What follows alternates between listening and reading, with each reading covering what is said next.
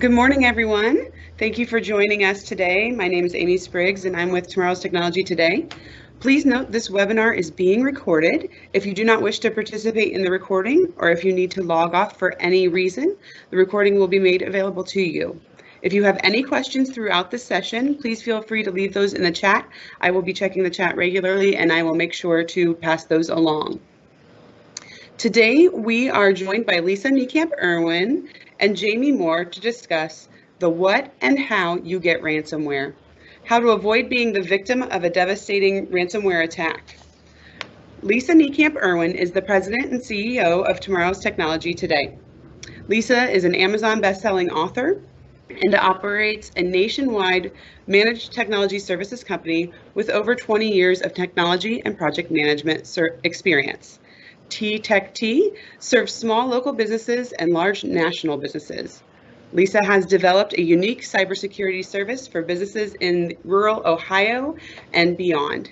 Cybersecurity means layers of protection and implementing enterprise-level solutions that meet industry standards without breaking the bank.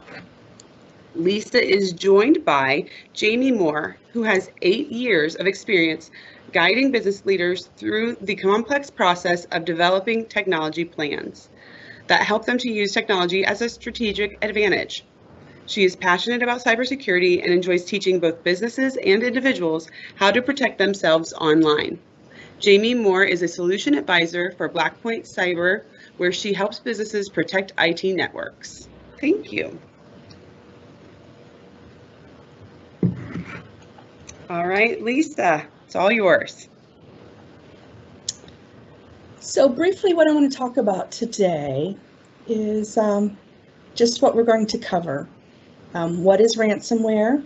How do you get ransomware? How do you prevent ransomware? And how do you recover from ransomware? Ultimately, we're going to show you how to avoid being that sitting duck to cyber criminals and protect everything you've worked so hard to achieve. And if you hang on to the end, thanks to Jaime, we have a free external vulnerability scan that we're going to offer. So hang on and we'll tell you more about that at the end. So I'm passionate about cybersecurity, helping businesses. I'm an entrepreneur. I love what I do every single day. And I'm also heavily involved with the InfraGard of Toledo, which is an alliance with the FBI. And we work together with the FBI in helping to disseminate information about what is going on in the world and how do we continue to protect everything. And I hope my passion shows every day in what I do and what we do as a business. So it's come to the point where I just want to help all these small businesses and the owners and protect those crown jewels, those things that you worked so hard to build, and how a criminal can take those away.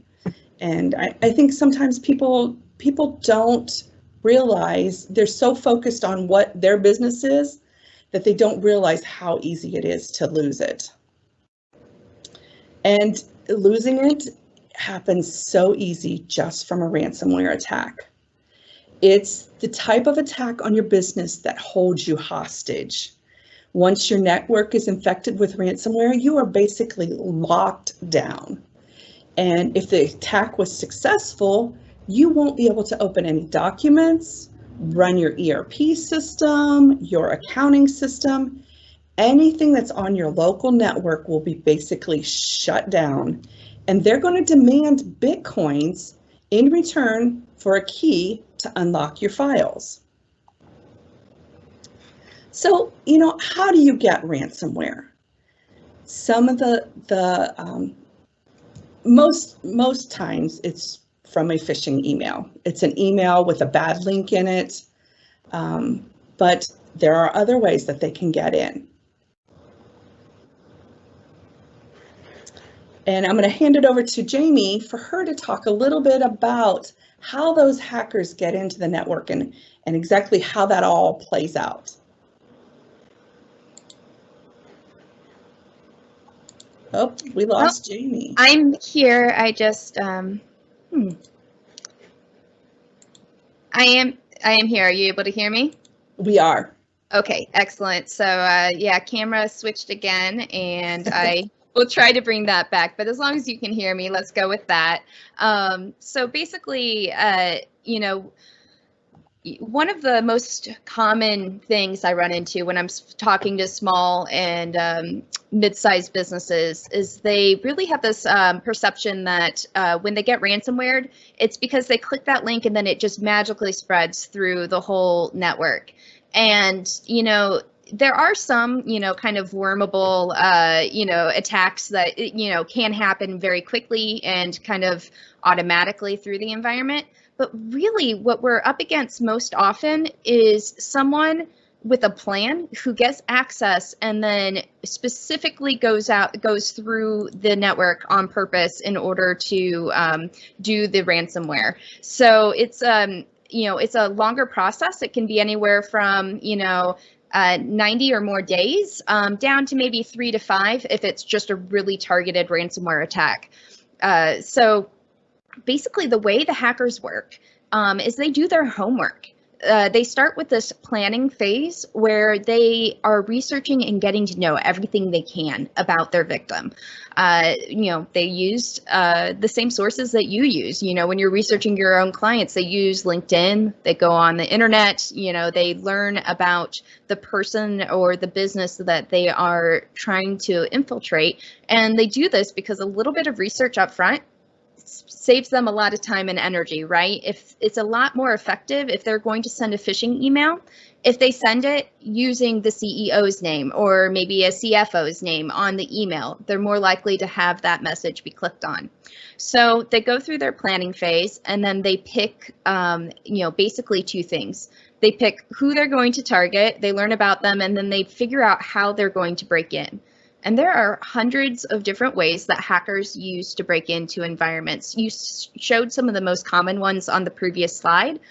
Definitely a phishing email, or what we call a spear phishing email. That's one of those targeted messages where they know a little bit about you or the business. And so they use names that you're likely to recognize. It could just be they're exploiting a vulnerability in a firewall. That's why good network equipment is really important, or they could exploit a vulnerability in an operating system. Again, it's really important to work with an IT company that is going to keep your networks up to date, secure, and patched, right? Because your best defense is by making your target area as small as possible. Once they figure out how they're going to break in, they do it, right? They go through this intrusion phase, and then they move into this process we call enumeration. And enumeration is a critical point in the hacker timeline because at this point, the defenses that you've set up to keep a bad actor out of your network have failed. And during this phase, they are learning about your network. They're figuring out which user did they compromise. So who are they? Where are they in the environment? What device did they get access to? Where can they go in the environment? So what different devices are connected to the device they can touch, right? And then more importantly, they're figuring out if the credentials they have are good credentials, admin credentials, right? Or if they need to do more work in order to elevate those and to be able to spread in the environment. So after they've done all of their research on where they've landed, then they begin to spread in the environment and they move from computer to computer really strategically, right? So at this point in the timeline where they're enumerating the network and then beginning to spread laterally, they're purposely using what we call live off the land techniques. And just like if you've ever gone, you know, camping or, you know, you've researched any, you know, homesteading stuff, if you know that living off the land means just using the tools that are available, the resources that are available to you in order to survive. And so the hacker wants to live off the land or use the basic Windows tools, the basic network tools, so that they can move low and slow under the radar of any detections that you might have in place. So during this phase, a hacker doesn't look like a hacker at all. They look like a network admin, and that's what makes them really hard to spot. It is very difficult for an antivirus program to know if Windows is being used in a way that's malicious, because you can't block Windows from running, right? You need that to run your business. So the hacker begins to spread laterally, and during this phase, they aren't just getting ready to deploy ransomware on your network. At this place, they are able to also potentially steal data from you.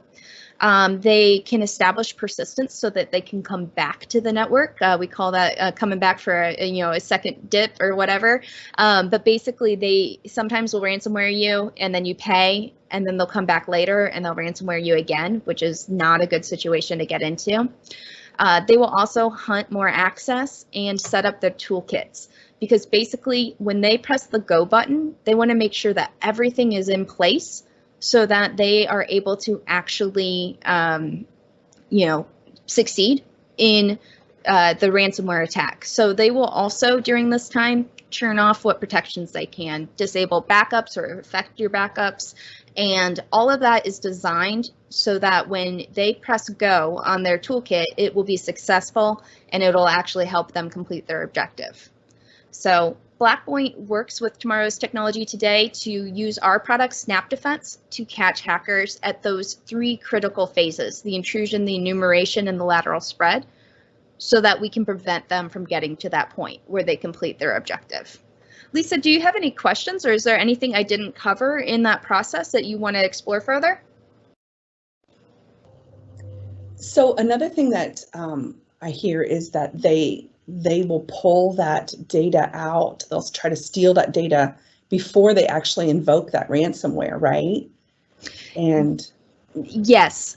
So one of the things that we are seeing hackers do is they will steal the data, and then this is a kind of a newer thing, right? So everyone is reluctant to pay ransoms, of course, because it costs money and it's bad for their brand. So what the hackers are beginning to do is also hold the data for hostage. So not only will they not give you access back to your systems, but they're threatening to publish your information on the dark web if you don't pay them. Right, so that is just another way to extort money out of the business owner, and it's very detrimental if they do that. It's why you can't rely on backups alone as your only protection from these sorts of attacks, because a backup can't get your data off the dark web. A backup can't erase your lost productivity hours, right? So it's really important that your strategy, you're using backup and disaster recovery only for backup and disaster recovery, right? Exactly. So, and I'm going to talk a little bit about, how they are protected. Mm-hmm. So it really comes to, are you truly protected? If you don't know if your network is protected, you should be losing sleep, right? Because this is what can cost you your company. And then, even more bad news, even though you think you have the things in place, you end up with an attack in your network. And if nobody's really watching that, they're going to extract that data, and then they're going to use that blackmail. I hear many people say that, oh, I don't have anything that they really want. Well, if that was truly true, why are you in business, right? Because you have to have something somebody wants. That's how you get your paycheck, right? That's how you get your profits. So, it's that CRM, it's that social engineering, that stepping from one to another. If you happen to be in the healthcare industry, it's that personally identifiable information that helps, connect all the dots together, and, ultimately could lead to somebody's identity being stolen. Just all those connections of the dots. And the worst part is then you become known as a vulnerable business. So you're on that list and they'll come back and they'll target you again. So, what is the dark web? In my opinion, it kind of all started back in the gaming world of the VPN, and the guys were, not the guys, the gamers were in there and they were trading swords. It all kind of developed from there. That this is how then they had a private area that then they could actually exchange Bitcoins. And because Bitcoins are anonymous, nobody can track that down to who actually put that money into that Bitcoin. They're into business to be into business, and unfortunately, they don't have to follow the rules of the land. They can do whatever they want and however they want. So, what's really motivating them? It's the money. They're buying and selling these transactions. If they can get credit cards, they can sell a credit card, and based on how much information of that credit card that they have, they can get better value better sales out of those kind of things. The social security numbers, those are big hitters, and it's a crime ring, and it's a thriving business. They also set up help desk and customer support, and they actually sell toolkits that can help somebody else build their own crime ring, and then that's where their help desk provides the assistance and offer the guarantees. If you can't get into so many computers, we'll provide you your money back and we'll help you figure it out, figure where you went wrong. I know one story where there was a company that the accounts payable department received a call from their bank, and the call actually was hackers, and they had enough information that they kind of mingled their way through their phone system and talked to the right people and were helping them get logged back into their bank account.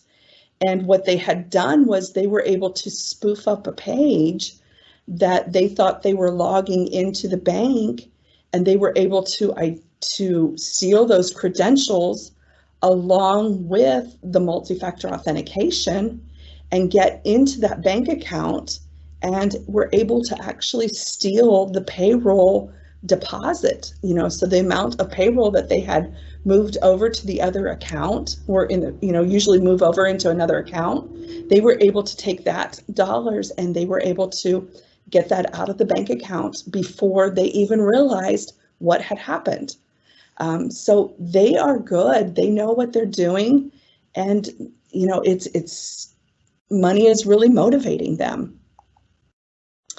And the thing that you have to remember, that cloud solutions are not exempt. You have Microsoft 365, you have Dropbox, you have Google, and because they're out there in the cloud, you have to make sure that you've got the security on them. They have a lot more money than we all have to secure their environments. But if somebody doesn't do their due diligence in setting those up, you're going to have a compromise, using that multi-factor authentication, and really making sure that you're using the right multi-factor authentication, because I have heard about, where they're intercepting and they're able to do SIM cards where they're, if you're just texting a number, when you're having it text to a phone number, they grab that phone number and are able to get to that authentication code. So, just making sure that you have all those pieces in place and somebody's double checking on that. So, the attacks are becoming more and more frequent. Just in our area, just this summer, Honda of America was hit. And what I have put together from this is that a remote worker who was VPNing into the network had a compromise. And they were able to use that to get into the network, and they traversed through their whole worldwide network and shut them down. And what was amazing to me as the technology person is how quick that technology, how their technology department, how their IT was able to get them back up and running. But it was those pieces in place that weren't in place that allowed that hacker to get in there and to shut them down. Now, I know our plant here in Anna was one of the last plants to come up. But so the attack happened, I think it was on a Monday, and the Anna plant then came back up on Thursday. So they were able to get through and restore all the servers, get all of the different plants back up and running, along with all of the laptops and desktops that were locked up. So it was quite an effort, and I'm sure it wasn't on the radar of what the IT department had planned on doing for that day either. But that was amazing work by them.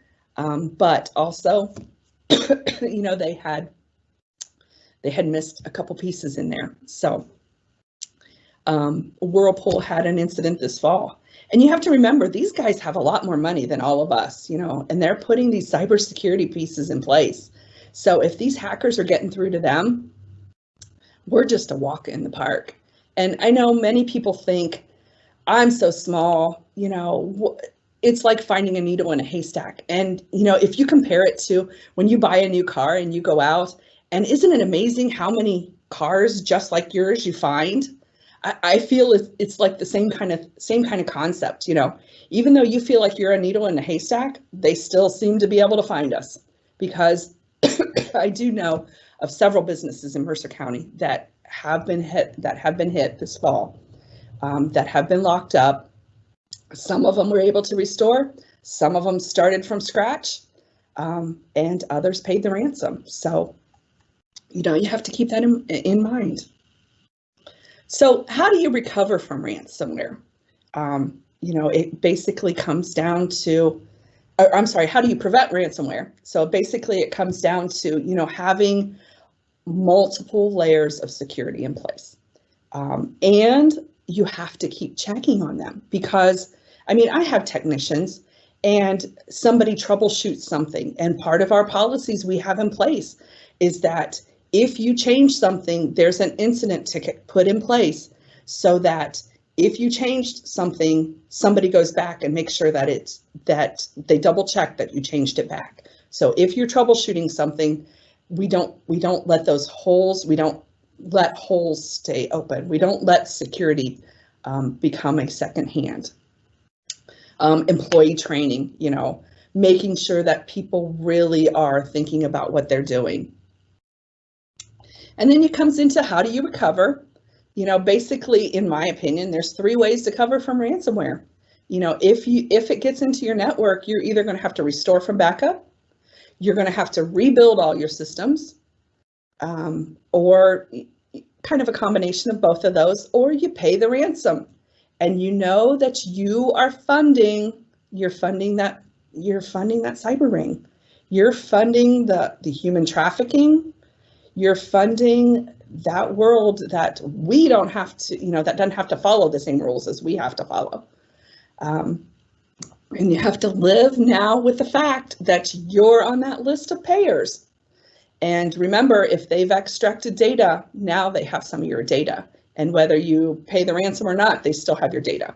So, and then there's the aftermath of the attack, On our website, we have a downtime calculator. It's under our resources.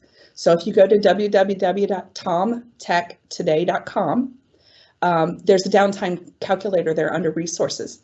And you will be amazed by thinking it through how much money it really costs you when you're down. You know, you think, people can fill in with paperwork, right?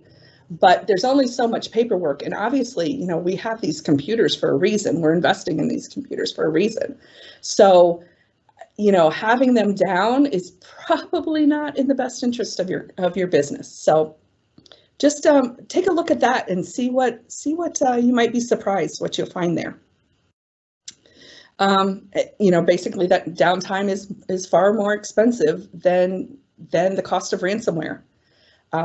There has been MSPs, fellow MSPs that have reported that talked about the cost of downtime is 50 times greater than the ransomware request. So how do you protect yourself? I'm getting here to the end of the 30 minutes that I promised I would only take from you. I'm going to talk about, you know, the three steps. Basically, a threat assessment. You know, you really need to have a third-party validation. You know, it is not meant to be, it's not meant to be invasive or saying anybody's doing wrong. It's not meant to be that, you know, it's just that second validation. You know, you owe it to yourself, you owe it to your business to make sure that everything is in place, that you're doing it right. And, you know, you find that techs live in their tunnels, you know, and sometimes, and it's not by their fault, they're doing things, they're fixing things, they're making things work. And sometimes somebody just needs to verify that everything is right. So from that verification, you get an action plan, you know, and you implement it. Those are the things that you need to fix, make sure that it's going. And then, you know, the ongoing maintenance, constantly checking on that, you know, quarterly, making sure that that the patches are happening, that somebody's watching the endpoint detection and response, or that somebody's watching over your network. And then don't forget, you know, your cloud services. Are they all set up securely? So as part of that assessment, you can get a third-party validation to make sure that those things are really working right. So the good news is I can help you get started. I do have a 10-minute consult. Just basically, let's talk over how things are working in your business as far as your technology, who's doing what. You know, just talk through what you're thinking, what you've got. I'm also going to provide for you a 12 ways to prevent the cyber attack checklist. And then thanks to Jamie, we're going to do an external vulnerability scan for you. So, you know, Jamie's including this external vulnerability scan. This is kind of a snapshot of what our secret sauce is, what our framework is. You know, just looking through those things and making sure that that's exactly what you've got going. I did write a quick white paper just a couple weeks ago about passwords, you know, how to create and remember hacker-proof passwords. So I've got that for you. And I also have a white paper about the 7 simple things you can do to protect yourself from bank fraud. So the 2 things you have that I want you to know is there is no obligation to this. You don't have to buy anything. This is just simply a conversation. I truly am passionate about this, and I truly do. It is heart-wrenching when I hear the companies here, the local companies that get breached, and I hear that they're trying to figure it out. And I don't know, maybe they think that we're this big cybersecurity company, they can't afford us, or what it is, but I am truly a friend, and I am a fellow business owner, and I want to make sure that everybody's protected. So here's how you apply. We've got a landing page set up here at the Cyber-Audit. You can just sign up there.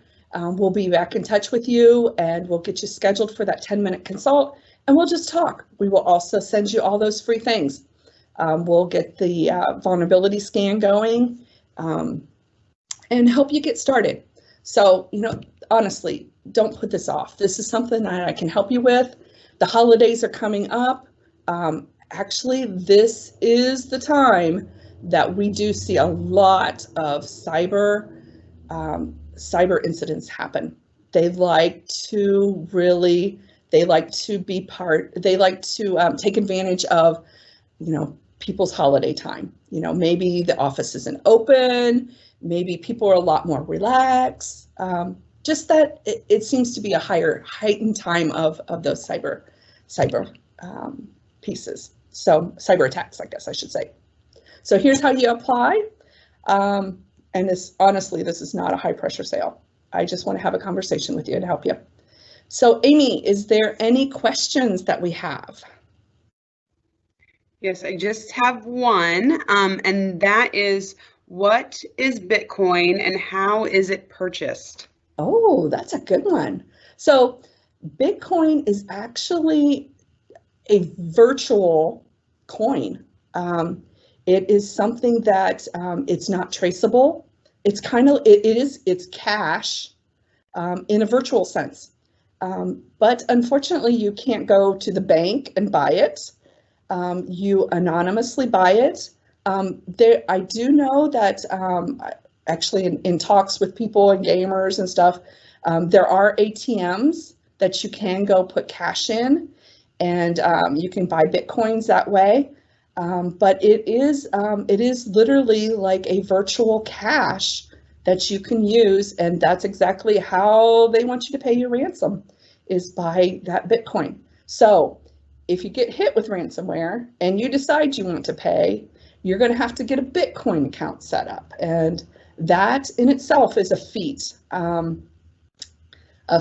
heard, actually I had a prospect that I talked to after they had went and purchased Bitcoin. They went through the whole ordeal, purchased Bitcoin, and then they came and talked to us about a backup solution. So they were talking about how they had to submit their driver's license number, their driver's license, and all those kind of things. So it's a verification, but it is anonymous once you have the coins and the use of them. Jamie, is there anything you want to add? No, I mean, you've done a very great job at covering the topic. Yeah, the Bitcoin is a really interesting situation, right? Because you've got this virtual currency. It's created through, mining, and then you have to go and actually set up an account, and it takes time. That's the other thing. When you're dealing with ransomware, you're typically up against a clock, right? And so, it's not something where you want to be rushing out and trying to figure out how to buy Bitcoin for the first time, So it's definitely an interesting situation. I think our most, the thing that I wish everyone knew about cybercrime is just how much it has changed, and the fact that the tools that you need to protect yourself against it, those have evolved too.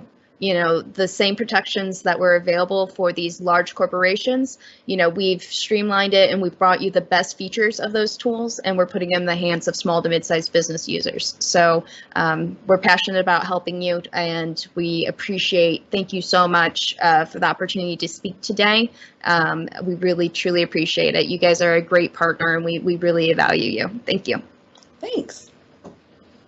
All right, and I think that with that, we'll call it a wrap. Amy, you don't have any more questions? All right, I think nothing more on the chat yet. Awesome. We'll call it a day then. Thanks, Excellent. everyone.